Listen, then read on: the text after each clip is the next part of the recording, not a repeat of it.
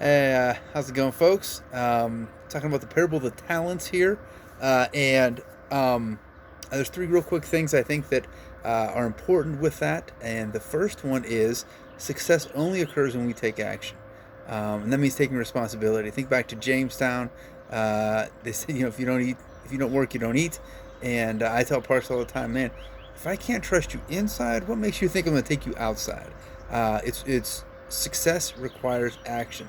And so if we're going to be successful, we have to do something about it. Proverbs 12:11 says, "Whoever works with their hands will have plenty of bread, but he who follows worthless pursuits lacks sense."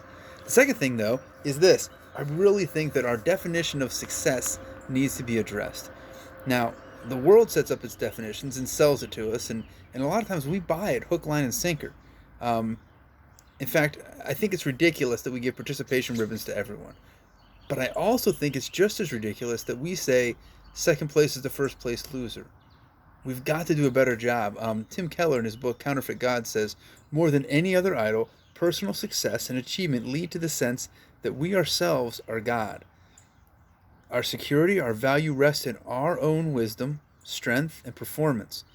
To be the very best at what you do, to be at the top of the heap means no one is like you. You are supreme. And I think we run into this issue all the time. We need to do a better job of defining what success looks like for ourselves, for our spouses, for our children, for our community at large. We cannot allow social media to dictate by the number of likes or the number of shares or the number of whatevers that what is of value and how much value we have. Um, it's interesting when it comes to it. The a lot of times we compare ourselves to others. And I think it would have been easy if we'd been one of those three guys to say, oh, yeah, well, look, he got more. Or look, I at least got more than him. It's not about that. It's not about that.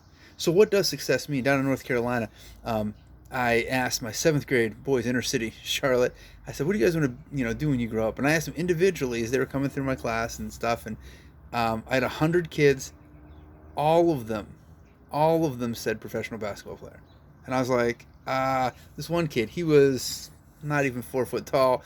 I said, professional basketball? I said, you don't even play. He goes, well, I plan on in college. I'm going to play in college, get a scholarship and play in college. I'm like, man, but in their minds, success meant I have to be rich and I have to be able to be a professional athlete. We've got to do a better job of measuring what success looks like. The third thing is this, that we need to make sure that we realize our level of success may be different than someone else's, but that's okay. We're not doing it for ourselves. Those three guys weren't playing with their own money. They were playing with house money. They're playing with God gave them. The owner in the story gave them that money. And so it wasn't theirs.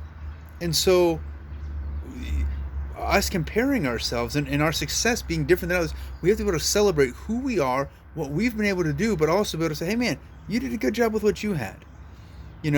Too often we run into this situation where we say, man, I just wish I had this, and I just wish I had that, and if I had what they had, then, and we spend so much time grumbling and complaining, which it says not to do in Philippians 2, about what we don't have, or bragging about, hey, well, when I get this next stimulus check, or when I get this, whatever, this is what I'm going to do, or this is when, and we say, wait a sec, what are we defining success by?